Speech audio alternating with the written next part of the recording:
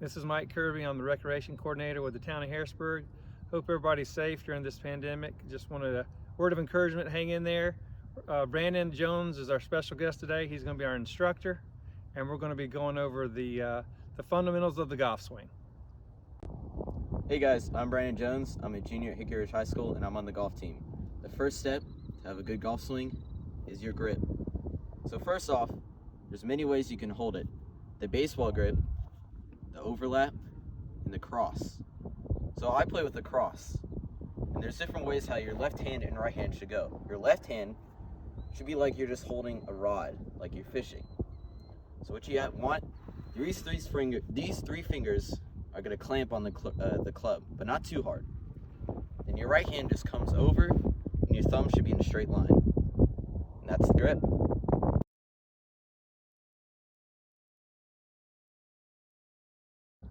And the second step in this process is your stance. So first, you want to get a good solid base, shoulder width apart. It's a really great way to have your balance because you don't want to be leaning too far this way or this way. You want a 50-50. Also, you don't want to be leaning way too back or you fall forward or backwards or far forward because you don't want to fall forward. So what you want a good base, shoulder width apart. Now, we're going to talk about where the ball should be in your stance. So for me, I have a pitching wedge.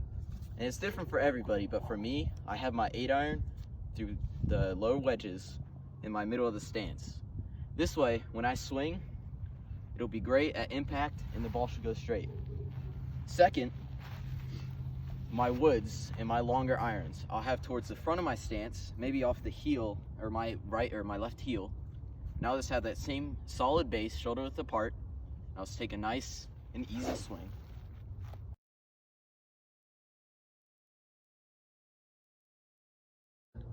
Step 3 is learning how to control your backswing. So after you have a solid base, you're gonna have to learn to swing the club. So first, when you take your club back, you don't want to go too far because then that'll mess up your downswing, and you also don't want to go too short. So what I like to do, I like to swing up and have a little bit more than a 90-degree angle. And you can have a window right here. You can almost fit a basketball in. So when you come up, you have that window. And also what's important is your weight. You don't want to stay here because then you're not really turning and you're not going to get a lot of movement. So when you turn, your hips should be facing this way. You can almost hand somebody something this way. And your chest should be over your knee. That's also a great way to get some power going down. And we'll touch on that in the next step.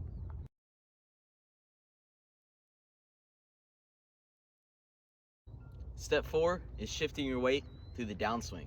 So after we have that good solid base, the good take back, we got to learn how to get the club head to the ball. One really important factor in this is how you shift your weight. After you shift your weight back, you don't want to just stand there and swing like that. That doesn't look fun, does it? No. You want to go up. You want to shift your weight a little bit forward so then you have enough momentum on the club to swing through. So when you swing through, the club head has to hit the ball.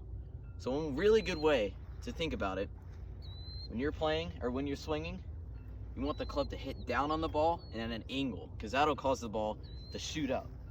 What I used to do is I used to go like this and come like this and not shift my weight very much and just swing through like that.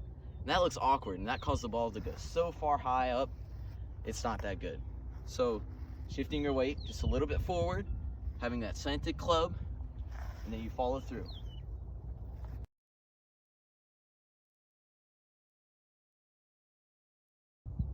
The 5th step is the follow through. So after you have a good solid base, your take back is good, and you're starting to transfer your weight forward, you got to know how to finish.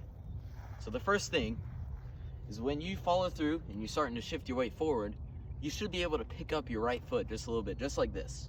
Obviously, if you're a right-handed golfer. If you're left-handed, it'd be the opposite. So after you're here, you shift your weight, you're starting to turn your hips, you got to follow through. So what I like to do is after I swing, my belt buckle should be pointing to where the ball should go. Also, when you swing, your hands are very important because if you swing and you come like this, that means you have a too steep of a swing. If you come like this, you have a too shallow of a swing, and that'll cause the ball to go left, right, center, all over the place. So I like to do, I go up, is finished so you can rest it on the back of your neck and almost pointing to the side of you. And that's the follow through.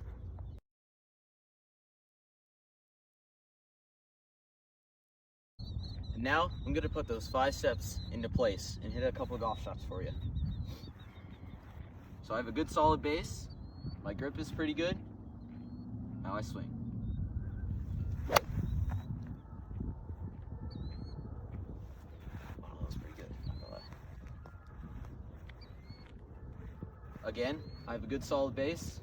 My grip is good. Now I swing.